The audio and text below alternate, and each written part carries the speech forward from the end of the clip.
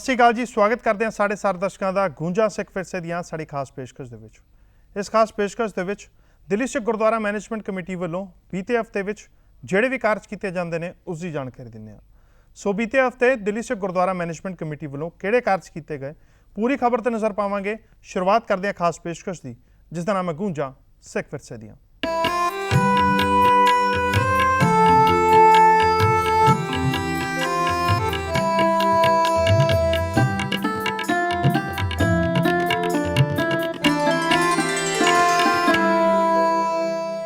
ਭਾਰਤ ਦੇ ਵਿੱਚ corona virus ਨੇ ਦਸਤਕ ਦਿੱਤੀ ਤੇ ਕੇਂਦਰ ਸਰਕਾਰ ਵੱਲੋਂ ਫੈਸਲਾ ਲਿਆ ਗਿਆ ਕਿ ਪੂਰੇ ਦੇਸ਼ ਦੇ ਵਿੱਚ ਲੋਕਡਾਊਨ ਜਾਰੀ ਕਰ ਦਿੱਤਾ ਜਾਏਗਾ।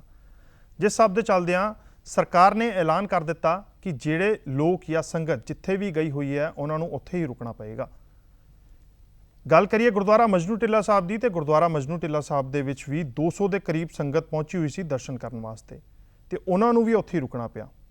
ਜਿਸ ਸਭ ਦੇ ਚੱਲਦਿਆਂ ਦਿੱਲੀ ਸਿੱਖ ਗੁਰਦੁਆਰਾ ਮੈਨੇਜਮੈਂਟ ਕਮੇਟੀ ਨੇ ਇਹ ਜਾਣਕਾਰੀ ਸਰਕਾਰ ਤੱਕ ਪਹੁੰਚਾਈ ਤੇ ਸੂਬਾ ਸਰਕਾਰਾਂ ਨੂੰ ਇਹ ਬੋਲਿਆ ਕਿ ਇਹਨਾਂ ਨੂੰ ਇਹਨਾਂ ਦੇ ਘਰ ਤੱਕ ਪਹੁੰਚਾਇਆ ਜਾਵੇ। ਜਿਸ ਸਭ ਦੇ ਚੱਲਦਿਆਂ ਦਿੱਲੀ ਸਰਕਾਰ ਨੇ ਉਹਨਾਂ ਲੋਕਾਂ ਦਾ ਪਹਿਲਾਂ ਟੈਸਟ ਕਰਵਾਇਆ ਤੇ ਟੈਸਟ ਕਰਵਾਉਣ ਤੋਂ ਬਾਅਦ ਉਹਨਾਂ ਨੂੰ ਕੁਆਰੰਟਾਈਨ ਕੀਤਾ ਗਿਆ 15 ਦਿਨਾਂ ਵਾਸਤੇ। ਪਰ ਇਸ ਸਭ ਦੇ ਚੱਲਦਿਆਂ 15 ਦਿਨ ਖਤਮ ਹੋਣ ਜਾ ਤੋਂ ਬਾਅਦ ਵੀ ਉਹਨਾਂ ਨੂੰ ਉਸੇ ਥਾਂ ਤੇ ਰੱਖਿਆ ਹੋਇਆ ਜਿੱਥੇ ਉਹ ਪਹਿਲੇ ਦਿਨ ਲੈ ਗਏ ਸੀਗੇ। ਤੇ ਉਧਰ ਦਿੱਲੀ ਸਿੱਖ ਗੁਰਦੁਆਰਾ ਮੈਨੇਜਮੈਂਟ ਕਮੇਟੀ ਦੇ ਪ੍ਰਧਾਨ ਮਨਜਿੰਦਰ ਸਿੰਘ ਸਿਰਸਾ ਨੇ ਦਿੱਲੀ ਸਰਕਾਰ ਤੇ ਪੰਜਾਬ ਸਰਕਾਰ ਨੂੰ ਅਪੀਲ ਕੀਤੀ ਹੈ ਕਿ ਇਹਨਾਂ ਲੋਕਾਂ ਨੂੰ ਉਹਨਾਂ ਦੇ ਘਰਾਂ ਤੱਕ ਪਹੁੰਚਾਇਆ ਜਾਵੇ ਤਾਂ ਕਿ ਉਹ ਆਪਣੇ ਪਰਿਵਾਰ ਦੇ ਨਾਲ ਮਿਲ ਸਕਣ। ਪੰਜਾਬ ਸਰਕਾਰ ਤੇ ਦਿੱਲੀ ਸਰਕਾਰ ਨੂੰ ਹੱਥ ਜੋੜ ਕੇ ਬੇਨਤੀ ਹੈ ਕਿ ਅਸੀਂ ਇੱਥੇ ਮਜਨੂ ਸਾਹਿਬ ਟਿੱਲਾ ਗੁਰਦੁਆਰੇ ਆਏ ਸੀ, ਉਸ ਤੋਂ ਬਾਅਦ ਸਾਨੂੰ ਇੱਥੇ ਗੁਰਦੁਆਰੇ ਸਕੂਲ ਵਿੱਚ ਸ਼ਿਫਟ ਕਰ ਦਿੱਤਾ ਤੇ ਅਸੀਂ ਜਿੰਨਾ ਵੀ ਸਮਾਂ ਹੈ ਉੱਥੇ ਆਪਣਾ 14 ਦਿਨ ਰਹਿਣਾ ਸੀ, ਉਸ ਤੋਂ ਵੱਧ ਰਿਹਾ ਚੁੱਕਿਆ 22-23 ਦਿਨਾਂ ਨੂੰ ਹੋ ਗਏ।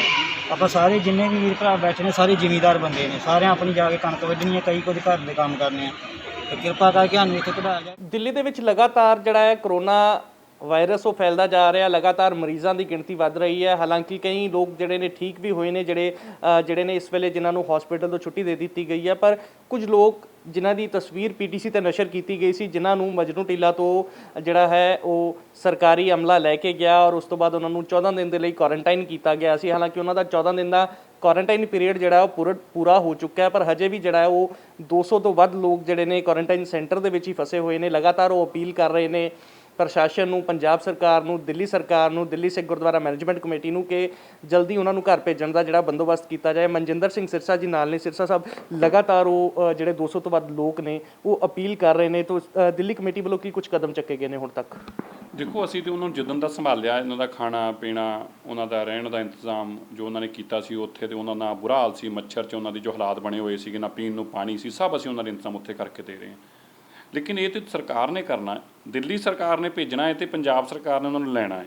ਹੁਣ ਇਹ 'ਚ ਕੋਈ ਕਮੇਟੀਆਂ ਦਾ ਕੰਮ ਤਾਂ ਹੈ ਨਹੀਂ। ਜੇ ਸ਼੍ਰੋਮਣੀ ਕਮੇਟੀ ਦਾ ਕੰਮ ਹੁੰਦਾ ਮੈਂ ਉਹਨਾਂ ਨੂੰ ਬੇਨਤੀ ਕਰਦਾ, ਉਹਨਾਂ ਨੇ 1 ਮਿੰਟ 'ਚ ਕਰ ਦੇਣਾ ਸੀ। ਹੁਣ ਹੈਰਾਨਗੀ ਤਾਂ ਇਹ ਆ ਕਿ ਨਾ ਤਾਂ ਦਿੱਲੀ ਸਰਕਾਰ ਇਹਨਾਂ ਦੇ ਪ੍ਰਤੀ ਸੰਜੀਦਗੀ ਦਿਖਾ ਰਹੀ ਆ, ਨਾ ਹੀ ਪੰਜਾਬ ਸਰਕਾਰ ਇਹਨਾਂ ਦੇ ਪ੍ਰਤੀ ਕੋਈ ਸੰਜੀਦਗੀ ਦਿਖਾ ਰਹੀ ਆ। ਆਖਰ ਉਹ ਪੰਜਾਬ ਦੇ ਨੇਟਿਵ ਨੇ, ਉਹ ਪੰਜਾਬ ਦੇ ਵਸਿੰਦੇ ਨੇ, ਪੰਜਾਬ ਸਰਕਾਰ ਨੂੰ ਚਿੰਤਾ ਕਰਨੀ ਚਾਹੀਦੀ ਆ। ਪੰਜਾਬ ਦੇ ਲੀਡਰ ਆਫ ਆਪੋਜੀਸ਼ਨ ਜਿਹੜੇ ਉਹ ਆਮ ਆਦਮੀ ਪਾਰਟੀ ਤੋਂ ਨੇ, ਉਹਨਾਂ ਨੂੰ ਵੀ ਚਿੰਤਾ ਕਰਨੀ ਚਾਹੀਦੀ ਕਿਉਂਕਿ ਉਹਨਾਂ ਦੀ ਸਰਕਾਰ ਆ ਦਿੱਲੀ ਦੇ ਅੰਦਰ। ਸੋ ਦੇਖੋ, ਮੈਂ ਤੇ ਭਗਵੰਤ ਮਾਨ ਜੀ ਜਿਹੜੇ ਉਹਨਾਂ ਦੇ ਪ੍ਰਧਾਨ, ਉਹਨਾਂ ਨੂੰ ਫਿਰ ਬੇਨਤੀ ਕਰਦਾ। ਉਹਨਾਂ ਨੇ ਪਹਿਲਾਂ ਵੀ ਬੜੇ ਕਿੰਤੂ ਪਰੰਤੂ ਕੀਤੇ ਸੀ ਔਰ ਦੁੱਧ ਦਾ ਦੁੱਧ ਤੇ ਪਾਣੀ ਦਾ ਪਾਣੀ ਕਰਨ ਦੀ ਕੋਸ਼ਿਸ਼ ਬੜੀ ਕੀਤੀ, ਲੇਕਿਨ ਉਦੋਂ ਭੱਜ ਕੇ ਦਿਖੇ ਨਹੀਂ। ਉਸ ਤੋਂ ਬਾਅਦ ਮੈਂ ਉਹਨਾਂ ਨੂੰ ਬੇਨਤੀ ਕਰਦਾ ਕਿ ਦੇਖੋ, ਇਹ ਆਖਰਕਾਰ ਆਪਣਾ ਇੱਕ ਕਲੈਕਟਿਵ ਮੇਜਰ ਹੋਣਾ ਚਾਹੀਦਾ। ਦਿੱਲੀ ਕਮੇਟੀ ਉਹਨਾਂ ਨੂੰ ਆਸ਼ਵਾਸਨ ਦਵਾਉਂਦੀ ਆ ਪੰਜਾਬ ਦੀ ਸਰਕਾਰ ਨੂੰ ਵੀ, ਔਰ ਆਮ ਆਦਮੀ ਪਾਰਟੀ ਸਰਕਾਰ ਦਿੱਲੀ ਦੇ ਨੁਮਾਇੰਦਿਆਂ ਨੂੰ ਪੰਜਾਬ ਅੰਦਰ ਜੋ ਬੱਸਾਂ ਚਾਹੀਦੀਆਂ ਹੋਣਗੀਆਂ ਅਸੀਂ ਸਭ ਪ੍ਰੋਵਾਈਡ ਕਰਕੇ ਦੇਵਾਂਗੇ। ਪੰਜਾਬ ਸਰਕਾਰ ਉੱਥੋਂ ਪਰਮਿਸ਼ਨ ਵਾਸਤੇ ਮੰਗੇ ਤੇ ਦਿੱਲੀ ਸਰਕਾਰ ਇੱਥੋਂ ਪਰਮਿਸ਼ਨ ਦੇਵੇ ਤੇ ਇਹਨਾਂ ਨੂੰ ਲੈ ਕੇ ਜਾਣ ਇੱਥੋਂ। ਉਹਨਾਂ ਦੇ ਬਹੁਤ ਬੁਰਾ ਹਾਲਾਤ, ਉਹਨਾਂ ਛੋਟੀਆਂ ਬੱਚੀਆਂ ਵੀ ਨੇ। ਮੈਂ ਅੱਜ ਵੀ ਡਿਪਟੀ ਕਮਿਸ਼ਨਰ DC ਨਾਲ ਗੱਲ ਕੀਤੀ ਸੀ, ਉਹਨੇ ਮੈਨੂੰ ਇਹ ਗੱਲ ਕਿਹਾ ਕਿ ਇਹ ਤਾਂ ਸਰਕਾਰੀ ਫੈਸਲਾ ਹੈ ਤੇ ਐਡਮਿਨਿਸਟ੍ਰੇਸ਼ਨ ਦਾ ਫੈਸਲਾ ਸਾਡੇ ਹੱਥ 'ਚ ਤੇ ਹੈ ਨਹੀਂਗਾ। ਸੋ ਮੈਂ ਬੇਨਤੀ ਕਰਦਾ ਕਿ ਤੁਸੀਂ ਇਹਨਾਂ ਦੀ ਜ਼ਰੂਰ ਚਿੰਤਾ ਕਰੋ। ਇਹ ਵਿਚਾਰਿਆਂ ਨੂੰ ਤਾਂ ਅਸੀਂ ਤਾਂ ਸੰਭਾਲਣ ਦੀ ਕੋਸ਼ਿਸ਼ ਕੀਤੀ, ਉਹਦੇ ਵਾਸਤੇ ਵੀ ਤੁਹਾਡੀ ਸਰਕਾਰ ਨੇ ਸਾਡੇ 'ਤੇ ਮੁਕੱਦਮਾ ਦਰਜ ਕਰਤਾ ਸੀ, ਅਸੀਂ ਤਾਂ ਉਹ ਵੀ ਬੜਾ ਖੇੜੇ ਮੱਥੇ ਲੈ ਲਿਆ, ਪਰ ਹੁਣ ਤਾਂ ਇਹਨਾਂ ਨੂੰ ਲੈ ਕੇ ਜਾਓ ਇੱਥੋਂ। ਪਰ ਸਰ, ਜਿਸ ਤਰੀਕੇ ਨਾਲ ਜੋ SDM ਨਾਰਥ SDM ਜਿਨ੍ਹਾਂ ਨੇ FIR ਦਰਜ ਕਰਵਾਉਣ ਦੀ ਜਿਹੜੀ ਹੈ ਉਹ ਰਿਕਮੈਂਡ ਕੀਤਾ ਸੀ ਔਰ ਕੁਆਰੰਟਾਈਨ ਦੇ ਵਿੱਚ ਇਹਨਾਂ ਨੂੰ ਲੈ ਕੇ ਗਏ ਸੀ, ਸਰਕਾਰੀ ਟਾਈਮ 14 ਦਿਨ ਦਾ ਹੈ ਜਦਕਿ ਉਹਨਾਂ ਨੂੰ 21 ਦਿਨ ਤੋਂ ਉੱਪਰ ਹੋ ਚੁੱਕੇ ਨੇ। ਬਈ government of India the ministry of home affairs the notification ਆ, ਉਦੋਂ ਵੀ ਬੜੀਆਂ ਭਗਵੰਤ ਮਾਨ ਜੀ ਕੱਢ ਕਾਗਜ਼ ਪੜ੍ਹਾ ਰਹੇ ਸੀ, ਜਰਨੈਲ ਸਿੰਘ MLA ਵੀ, ਉਹਨਾਂ ਨੂੰ ਕਹੋ ਪੜ੍ਹਨ ਜਾ ਕੇ। Government of India the notification ਆ, ਨਹੀਂ ਹੈਗੀ ਤਾਂ ਮੈਂ ਭੇਜ ਦਿੰਦਾ ਉਹਨਾਂ ਨੂੰ ਕਿ ਜਿਹਨੂੰ ਕੁਆਰੰਟੀਨ 'ਚ ਰੱਖਿਆ ਗਿਆ ਹੈ ਉਹਦਾ ਟੈਸਟ ਕਰਾਇਆ ਜਾਏਗਾ ਔਰ ਫਿਰ ਉਹਨਾਂ ਨੂੰ ਇਜਾਜ਼ਤ ਦਿੱਤੀ ਜਾਏਗੀ। ਇਹਨਾਂ ਦੇ ਪਹਿਲਾਂ ਟੈਸਟ ਕਰਾਏ ਗਏ ਕਰਾ ਕੇ ਇਹਨਾਂ ਨੂੰ ਇੱਥੇ ਰੱਖਿਆ ਗਿਆ। ਜੇ ਦੁਬਾਰਾ ਵੀ ਕਰਾਉਣਾ ਤਾਂ ਦੁਬਾਰਾ ਵੀ ਸਰਕਾਰ ਕਰਾਵੇ, ਪਰ ਇਹਨਾਂ ਨੂੰ ਆਪਣੇ ਘਰਾਂ 'ਤੇ ਹੁਣ ਭੇਜੇ। ਅਸੀਂ ਸਾਰੇ NRIs ਨੂੰ ਬੱਸਾਂ ਕਰਕੇ ਉੱਥੋਂ ਭੇਜਿਆ, ਕੋਈ ਦਿੱਕਤ ਨਹੀਂ ਆਈ ਸਾਨੂੰ। ਦਿੱਲੀ ਕਮੇਟੀ ਨੇ ਆਪਣੀਆਂ ਬੱਸਾਂ ਦਿੱਤੀਆਂ, ਉਹਨਾਂ ਦੇ ਟੈਸਟ ਅਸੀਂ ਕਰਾਏ, ਚਲੇ ਗਏ। ਲੇਕਿਨ ਇਹ ਤਾਂ ਐਂ ਹੋ ਗਿਆ ਕਿ ਜਿਵੇਂ ਇਹਨਾਂ ਨਾਲ ਕੋਈ ਖਾਰ ਕੱਢਣ ਵਾਲੀ ਗੱਲ ਹੋ ਗਈ ਵੀ ਇਹਨਾਂ ਨੂੰ ਅਸੀਂ ਪਰੇਸ਼ਾਨ ਕਰਨਾ, ਤੇ ਉਹ ਲੱਗਦਾ ਪਿਆ ਕੁਛ। ਪਰ ਲਗਾਤਾਰ ਉਹਨਾਂ ਦੀਆਂ ਸਮੱਸਿਆਵਾਂ ਦੀਆਂ ਵੀਡੀਓ ਸਾਹਮਣੇ ਆ ਰਹੀਆਂ ਸੀ, ਪਾਣੀ ਦੇ ਪ੍ਰਬੰਧ ਜਾਂ ਹੋਰ ਪ੍ਰਬੰਧਾਂ ਨੂੰ ਲੈ ਕੇ। ਉਹਨਾਂ ਲਈ ਕੀ ਕੁਝ ਕਦਮ ਚੱਕੇ ਗਏ? ਦੇਖੋ, ਤਾਂ ਅਸੀਂ ਉਹਨਾਂ ਨੂੰ ਹਰ ਜਗ੍ਹਾ ਪਾਣੀ ਦੀਆਂ ਮਿਨਰਲ ਵਾਟਰ ਦੀਆਂ ਪੇਟੀਆਂ ਉੱਥੇ ਬਹੁਤ ਭਿਜਵਾ ਰੱਖੀਆਂ ਨੇ। ਉਹਨਾਂ ਨੂੰ ਮੱਛਰ ਦੀ ਬੜੀ ਦਿੱਕਤ ਸੀਗੀ, ਚਾਹੇ ਆਲ ਆਊਟ ਹੋਣ, ਚਾਹੇ ਹੋਰ ਜਿਹੜੀਆਂ ਸੁਵਿਧਾ ਉਹਨਾਂ ਨੂੰ ਹੋਰ ਖਾਣ ਪੀਣ ਦੀਆਂ ਦਿੱਕਤਾਂ ਆ ਰਹੀਆਂ ਸੀ, ਉਹਦੀ ਅਸੀਂ ਉਹ ਨਹੀਂ ਸਾਨੂੰ ਦਿੱਕਤ। ਪਰ ਆਖਰ ਵਿਚਾਰੇ ਕਦੋਂ ਤੱਕ ਰਹਿਣਗੇ ਇਸ ਤਰ੍ਹਾਂ? ਇਹ ਤਾਂ ਜੇਲ੍ਹ ਆ ਨਾ। ਘਰ ਦੇ ਪਰਿਵਾਰ ਤੋਂ ਬੱਚੇ, ਅੱਧੇ ਬੱਚਾ ਇੱਥੇ, ਅੱਧੇ ਪਰਿਵਾਰ ਉੱਥੇ ਆ। ਕੋਈ ਸ਼ੂਗਰ ਦਾ ਮਰੀਜ਼ ਆ, ਕਿਸੇ ਦੇ ਬੱਚੇ ਛੋਟੇ ਆ, ਛੋਟੀਆਂ ਬੱਚੀਆਂ ਨੇ। ਮਤਲਬ ਇਹ ਤੇ ਮੈਂ ਸਮਝਦਾ ਟੌਰਚਰ ਹੋ ਰਿਹਾ ਉਹਨਾਂ ਦੇ ਨਾਲ, ਔਰ ਸਰਕਾਰ ਜਿਹੜੀਆਂ ਅੱਖਾਂ ਮੀਟ ਕੇ ਬੈਠੀ ਹੈ। ਤੁਹਾਡਾ ਅਗਲਾ ਕਦਮ ਕੀ ਰਹਿਣ ਵਾਲਾ? ਕੋਈ ਅਸੀਂ ਕੁਝ ਨਹੀਂ ਕਰ ਸਕਦੇ। ਅਸੀਂ ਬਿਲਕੁਲ ਸਪਸ਼ਟ ਕਹਿ ਰਹੇ ਹਾਂ, ਸਾਡਾ ਕੋਈ ਕਦਮ ਨਹੀਂ ਹੋ ਸਕਦਾ। ਇੱਕ ਤੇ ਮੁਕੱਦਮਾ ਹੋ ਲਿਆ ਅੱਗੇ, ਹੁਣ ਇਸ ਤੋਂ ਬਾਅਦ ਇੱਕ ਮੁਕੱਦਮਾ ਹੀ ਹੋਰ ਦਰਜ ਕਰਾਉਣਾ ਨਾ ਮੈਂ, ਹੋਰ ਮੇਰੇ ਤੇ ਕੀ ਹੋ ਸਕਦਾ? ਵੀ ਮੈਂ ਕਦਮ ਕੀ ਚੁੱਕ ਸਕਦਾ? ਸਰਕਾਰ ਦਿੱਲੀ ਸਰਕਾਰ ਦੇ ਕੋਲ ਨੇ, ਦਿੱਲੀ ਸਰਕਾਰ ਦੀ ਕਸਟਡੀ 'ਚ ਨੇ, ਤੇ ਮੈਂ ਉੱਥੇ ਜਾ ਕੇ ਕੀ ਕਰ ਸਕਦਾ? ਤੇ ਜੇ ਦਿੱਲੀ ਸਰਕਾਰ ਨੇ ਛੱਡਣੇ ਨੇ ਤੇ ਮੈਂ ਬੱਸਾਂ ਪ੍ਰੋਵਾਈਡ ਕਰਨ ਨੂੰ ਤਿਆਰ ਹੈਗਾ, ਤੇ ਜੇ ਪੰਜਾਬ ਸਰਕਾਰ ਨੇ ਲੈਣੇ ਨੇ ਤੇ ਮੈਂ ਤਾਂ ਵੀ ਬੱਸਾਂ ਪ੍ਰੋਵਾਈਡ ਕਰਨ ਨੂੰ ਤਿਆਰ ਹਾਂ। ਇਸ ਤੋਂ ਜ਼ਿਆਦਾ ਮੈਂ ਕੁਝ ਨਹੀਂ ਕਰ ਸਕਦਾ। ਬਹੁਤ ਬਹੁਤ ਧੰਨਵਾਦ ਸਰ। ਸੋ ਮਨਜਿੰਦਰ ਸਿੰਘ ਸਿਰਸਾ ਜੀ, ਸਾਫ਼ ਤੌਰ 'ਤੇ ਇਹਨਾਂ ਨੇ ਕਿਹਾ ਕਿ ਉਹ ਲੋਕ ਜਿਹੜੇ ਇਸ ਵੇਲੇ ਕੁਆਰੰਟਾਈਨ ਸੈਂਟਰ ਦੇ ਵਿੱਚ ਜਿਨ੍ਹਾਂ ਨੂੰ ਖੱਜਲ ਖੁਆਰ ਹੋ ਰਹੇ ਨੇ, ਉਹਨਾਂ ਨੂੰ ਜਿਹੜੀ ਹੈ ਸਮੱਸਿਆ ਪੇਸ਼ ਆ ਰਹੀ ਸੀ, ਉਹ ਸਮੱਸਿਆਵਾਂ ਦਾ ਹੱਲ ਜ਼ਰੂਰ ਕੀਤਾ ਗਿਆ। ਪਰ ਜਿਹੜਾ ਹੈ ਉਹ ਸਰਕਾਰਾਂ ਅੱਗੇ ਅਪੀਲ ਹੈ, ਦਿੱਲੀ ਸਰਕਾਰ ਅੱਗੇ, ਪੰਜਾਬ ਸਰਕਾਰ ਅੱਗੇ, ਕਿ ਉਹਨਾਂ ਨੂੰ ਜਿਹੜਾ ਹੈ ਉਹ ਘਰ ਜਾਣ ਦੀ ਇਜਾਜ਼ਤ ਦਿੱਤੀ ਜਾਵੇ, ਪ੍ਰਬੰਧ ਉਹਨਾਂ ਦਾ ਕੀਤਾ ਜਾਵੇ। ਹਾਲਾਂਕਿ ਬੱਸਾਂ ਦੀ ਸਰਵਿਸ ਜਿਹੜੀ ਹੈ ਦਿੱਲੀ ਸਿੱਖ ਗੁਰਦੁਆਰਾ ਪ੍ਰਬੰਧਕ ਕਮੇਟੀ ਉਹ ਦੇਣ ਨੂੰ ਤਿਆਰ ਨੇ। ਕੈਮਰਾ ਪਰਸਨ ਸ਼ਸ਼ੀ ਦੇ ਨਾਲ ਜਸਮੀਤ ਸਿੰਘ, PTC ਨਿਊਜ਼, ਦਿੱਲੀ। ਸਾਡੀ ਇਹ ਖਾਸ ਪੇਸ਼ਕਸ਼ ਇਸੇ ਤਰ੍ਹਾਂ ਜਾਰੀ ਰਹੇਗੀ। ਫਿਲਹਾਲ ਰੁਕਦੇ ਹਾਂ ਇੱਕ ਬ੍ਰੇਕ ਦੇ ਲਈ।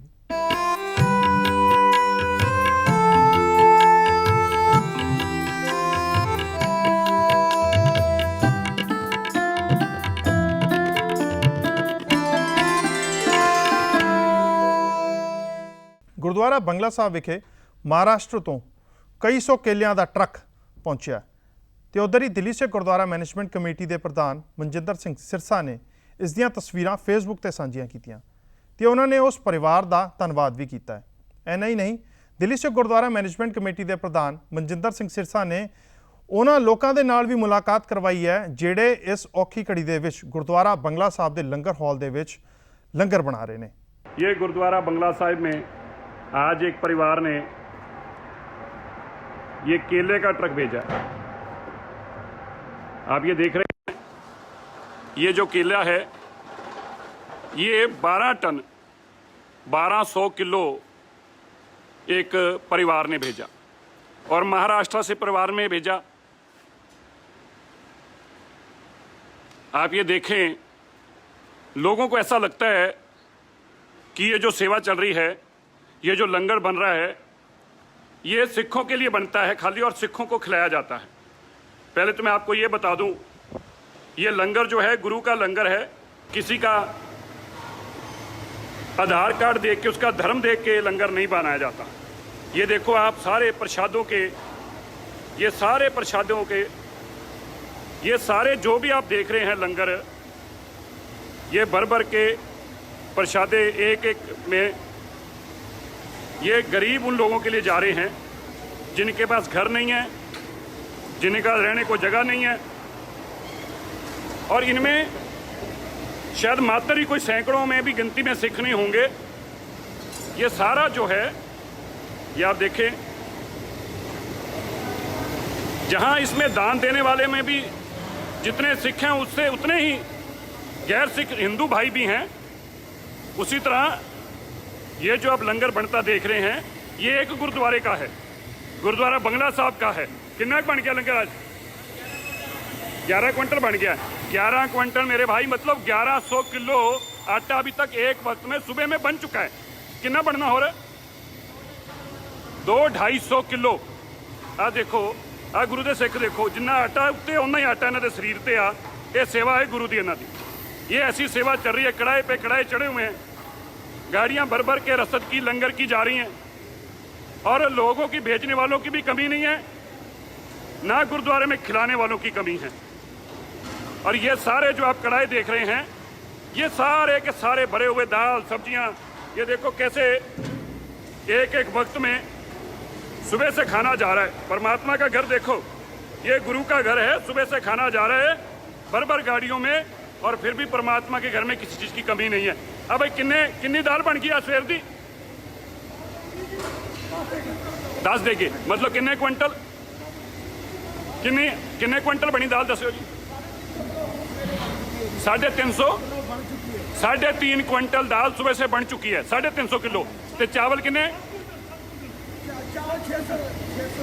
600 बन चुके हैं 600 किलो चावल बन चुके हैं 350 किलो दाल बन चुकी है हुण होर किन्नी बनाओगे 250 किलो अजे होर बना रहे हैं और चावल किन्नी बनाओगे और 500 किलो चावल अभी और बनेंगे। अब देखो 600 किलो चावल बन गए 1100 किलो चावल 1100 किलो ट्रक होता है एक और 600 किलो दाल एक वक्त में 1200 किलो।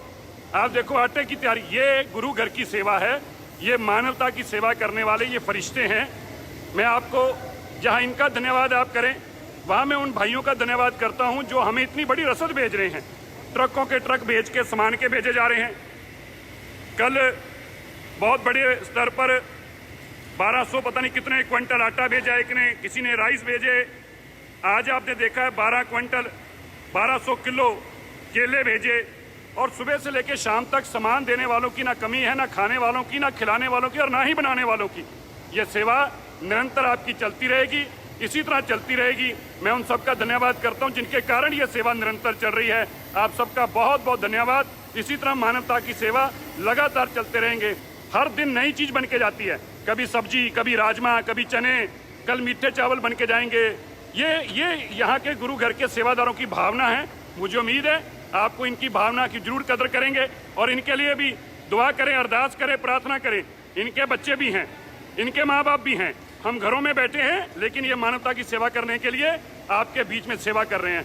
सो मैं इन सब सेवादारों को कहूँगा एक बार आपको फतेह बुलाएंगे और हम आपसे इजाजत लेंगे। वाहिगुरु जी का खालसा। ये निरंतर सेवा चलती रहे, इसके लिए आप हमारा ज़्यादा से ज़्यादा सहयोग करें, हमारा ज़्यादा से ज़्यादा योगदान दें। ये हमारे सारे सेवादार रंजीत सिंह जी ये सुबह से लेकर शाम तक, रात को सुबह सेवा करने आ जाते हैं, रात तक सेवा करने। फतेह बुलाओ जी। ये देखो जी साडे लांगड़िया सब नूं धन्नवाद जी, इन्हां सब दा धन्नवाद करो, खास तौर ते इन्हां बच्चियां दा। बई फतेह बुला सारिਆਂ ਨੂੰ। ਵਾਹਿਗੁਰੂ ਜੀ ਕਾ ਖਾਲਸਾ ਵਾਹਿਗੁਰੂ ਜੀ ਕੀ ਫਤਿਹ। फतेह बुलाओ इधर आओ भाई, इधर आओ, फतेह बुलाओ गुरु साहब संगत ਨੂੰ फतेह बुलाओ। ਵਾਹਿਗੁਰੂ ਜੀ ਕੀ ਫਤਿਹ। देखो ਤੁਸੀਂ कितना आटे च आटा होया है, इन्हां लोगों ਦਾ ਧੰਨਵਾਦ करिए। बहुत बहुत धन्यवाद। ਤੇ ਉਧਰ ਹੀ ਪੱਛਮੀ ਦਿੱਲੀ ਤੋਂ सांसद ਪ੍ਰਵੇਸ਼ ਵਰਮਾ ਨੇ ਇਸ ਔਖੀ ਘੜੀ ਦੇ ਵਿੱਚ ਦਿੱਲੀ ਸਿੱਖ ਗੁਰਦੁਆਰਾ मैनेजमेंट कमेटी ਵੱਲੋਂ ਕੀਤੀ ਜਾ ਰਹੀ ਲੋੜਵੰਦਾਂ ਦੀ ਮਦਦ ਦੀ ਸ਼ਲਾਘਾ ਕੀਤੀ ਹੈ। आज मैं यहाँ पर आपको गुरुद्वारा बंगला साहिब की लाइव तस्वीर दिखाना चाहता हूँ। ये यहाँ पर सभी लोग यहाँ पे सेवा कर रहे हैं और ना जाने कितने लाखों लोगों का अभी तक ये हमारे सिख भाई यहाँ पर खाना बना चुके हैं और जिन लोगों को ज़रूरत है उन तक ये खाना, ये रोटियां बनकर जा रही हैं, ये चावल, इतनी बड़ी बड़ी कढ़ाई, यहाँ पर सब्जी बन रही है। पिछले थोड़े दिन पहले मैं 2 ट्रक चावल और दाल हमारी संस्था की तरफ से, राष्ट्रीय स्वाभिमान की तरफ से देकर गया था।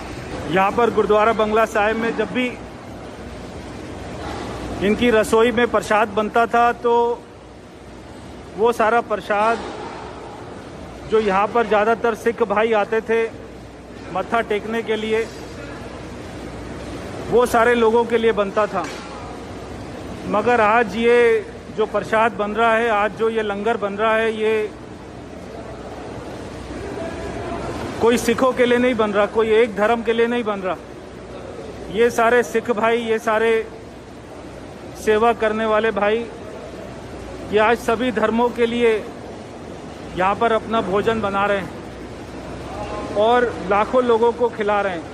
आप लोग सुबह कितने बजे से काम कर रहे हो? सुबह 4 बजे से काम कर रहे हैं ये सभी।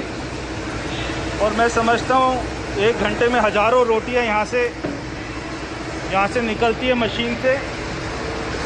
तो मैं आपको दिखा ये रहा था कि ये जो किचन, जब यहाँ पे सामान्य दिनों में हज़ारों लाखों संगत आती है जिस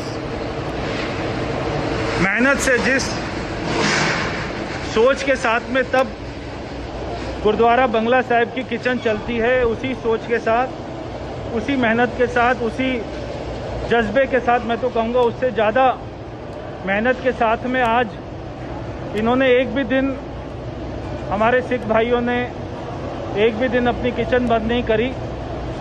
चाहे गुरुद्वारे में संगत आ रही थी तब उनके लिए बन रहा था, अब गुरुद्वारे में संगत नहीं आ रही तो कोई एक धर्म के लिए नहीं, बल्कि ये दिल्ली में मैं समझता हूँ समस्त, बिना किसी का धर्म देखे, जाति देखे, सभी के लिए लंगर यहाँ से लाखों लोगों को खाना खिलाया जा रहा है। कोरोना वायरस के इस काले साए तो जल्दी मुक्त होवे इस ਲਈ दिल्ली से गुरुद्वारा मैनेजमेंट कमेटी के प्रधान मनजिंदर सिंह सिरसा ने बीती दिनी दिल्ली के इतिहासिक गुरुद्वारा बंगला साहिब विखे अरदास करवाई। इस मौके दिल्ली से गुरुद्वारा मैनेजमेंट कमेटी के प्रधान मनजिंदर सिंह सिरसा ने कहा कि सानू सारिआं नू अरदास करनी चाहिए है कि जल्द ही विश्व इस बीमारी तो मुक्त होवे।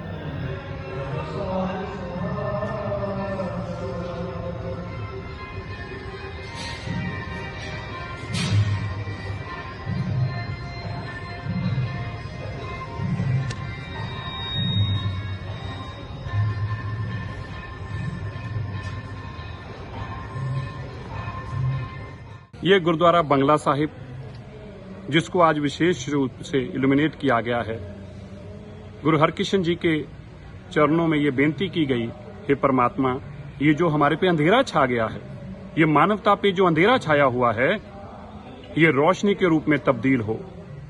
हमने परमात्मा के चरणों में ये अरदास की और हमें यकीन है और ये उन सबको डेडिकेटेड है जो इस मानवता के ऊपर जो कहर पड़ा है, जो बीमारी का एक महामारी पड़ी है, उसके लिए लड़ रहे हैं, चाहे वो डॉक्टर्स हों, चाहे वो पुलिस पर्सनल्स हों, चाहे वो रिलीजियस ऑर्गेनाइजेशंस हों, चाहे वो धर्म गुरु हों, उन सबको डेडिकेट है। और हम परमात्मा से यही प्रार्थना कर रहे हैं, ये अंधेरा छटे और इसी तरह ये जो लाइट है ये हमारे सबके जीवन काल के अंदर खुशियां लेके आए। और हमें बहुत उम्मीद है बहुत ही गुरु साहब जल्दी हमारे पे कृपा करेंगे।